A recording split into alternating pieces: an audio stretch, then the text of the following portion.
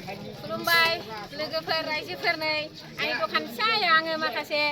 ब्लाउसफोर नै देखायनो नागिरदों नै ब्लाउसफोर नै दख'ना बिथिं नै बिथिंहाय नै मेख्लाबो दं नै ओरैहाय दं नै इन्दिफोरबो एसे दं नै डिजाइननि ब्लाउस दं लोगोफोर नै डिजाइननि ब्लाउसआ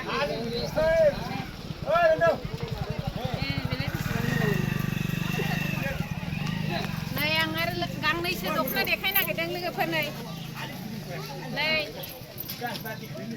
बिदनाव फारि आगर बेयो लोगोफोर नै लांफैदो बैसागुनि थाखाय थाब थाब नै गोदान सफैनाय लोगोफोर नै बेसेबां बिदनालाय नै बाथि गंसेनि बेयो मोसौ हाथाय लोगोफोर लांफैनो हागोन बिदन दङ मेरला बिदन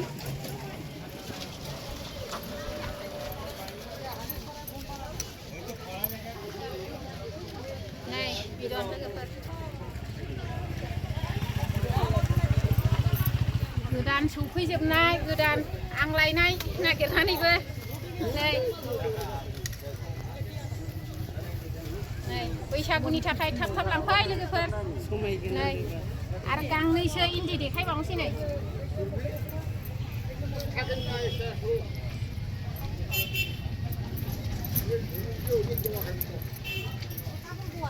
इन्दिखौबो मोनगोन लोगोफोर बैसागुनि थाखाय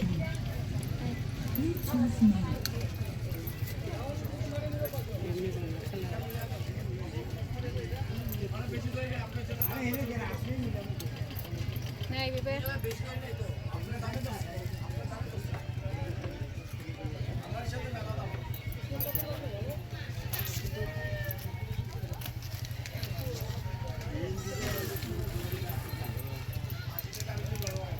नैबे न' बारनाय लोगोफोर इन्दि न' बारनाय नै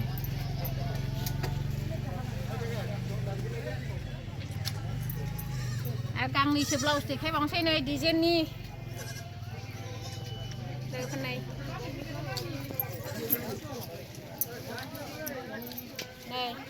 देग्लायनि बैसागुआव ट्रेन्डिं नो बियो लोगोफोर लांफैदो नै मेलाथार दं ट्रेन्डिं ब्लाउस नै गोलोम बोथोरनि थाखाय लाबोखाबाय नै बार जाग्रा थाब थाब लांफैदो लोगोफोर मोननाय नङा नङाबा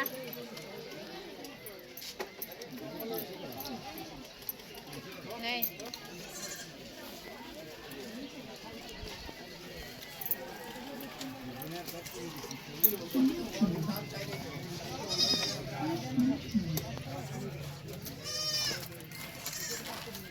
नैबे एसे खम रेन्जनि जोमग्रा लोगोफोर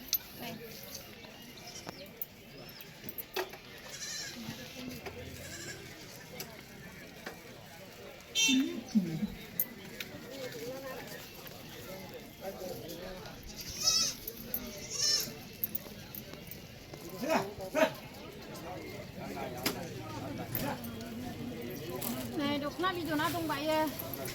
दख'ना बिदना मेरला दं ঢোলা দিব তো কোনো দোকানদার যাতে কোনো ভাড়া দিয়ে হারিয়ে যাবি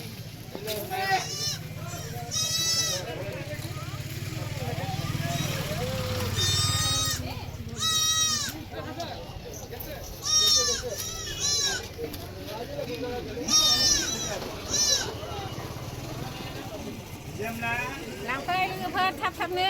नानिमोन जारौमोन आब'मोन बाजैमोन नै बैसागुनि थाखाय थाब थाब लांफै हरगोन